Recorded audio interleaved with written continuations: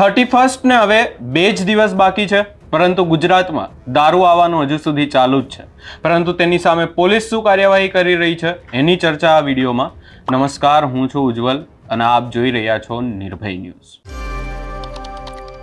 ગુજરાતમાં આપણે જોયું કે છેલ્લા 1.5-2 મહિનાથી એક દારૂને લઈ અને ડ્રગ્સને લઈ અનેક સવાલો ઊભા થઈ રહ્યા છે.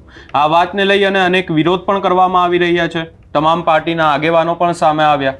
તમામના અનેક અલગ અલગ તર્ક વિતર્ક હતા.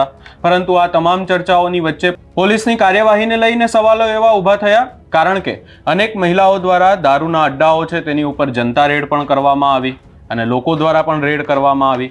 એટલે સવાલો એવા ઊભા થયા કે શું પોલીસ કાર્યવાહી નથી કરી શકતી, શું પોલીસને આ અડ્ડાઓ નથી મળતા.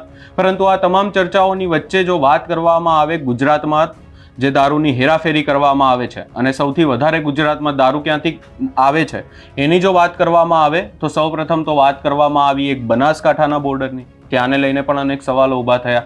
બીજી વાત કરવામાં આવી રાજસ્થાનમાંથી દારૂ ઘુસેડવામાં આવે છે અને ત્રીજી વાત કરવામાં આવી દાહોદમાંથી કેવી રીતે દારૂની હેરાફેરી થાય છે એની આખી વાત કરવામાં આવે તો દાહોદ એટલે કે એ બે હદની વચ્ચે આવેલું છે.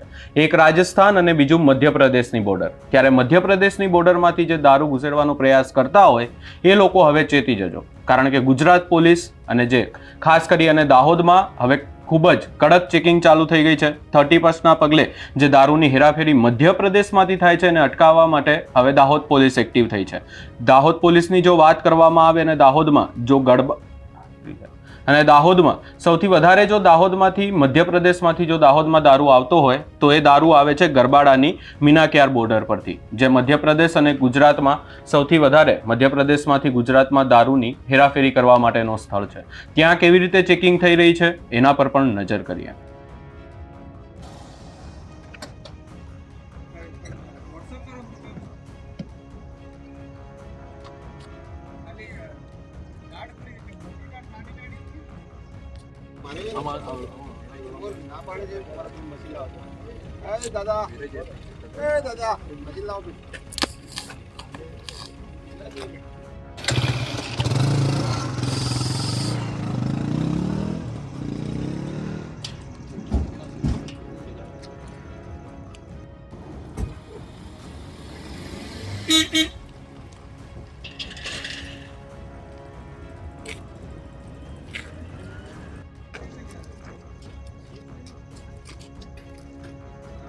બરાબર છે એ બી રેડી જ છે.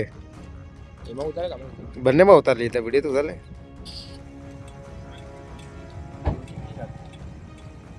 नहीं करता तो अच्छा है.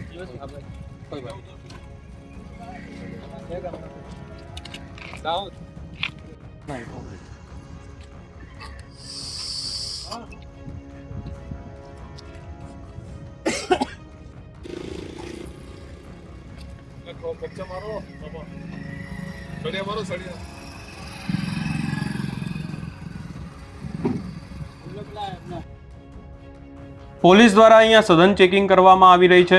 કાર્યવાહી પણ ચાલુ કરી દેવામાં આવી છે. એટલે મધ્યપ્રદેશની બોર્ડર પરથી તો આગામી સમયમાં ગુજરાતમાં દારૂ ક્યાંક ને ક્યાંક હેરાફેરી નહીં કરવામાં આવે એવી આશા રાખીએ છીએ. આ સમગ્ર ઘટનાને લઈ અને આપનો શું અભિપ્રાય છે અમને કમેન્ટ કરી જરૂર જણાવશો. અમારી ચેનલ નિર્ભય ન્યૂઝને લાઇક, શેર, સબસ્ક્રાઇબ કરવાનું ભૂલશો નહીં.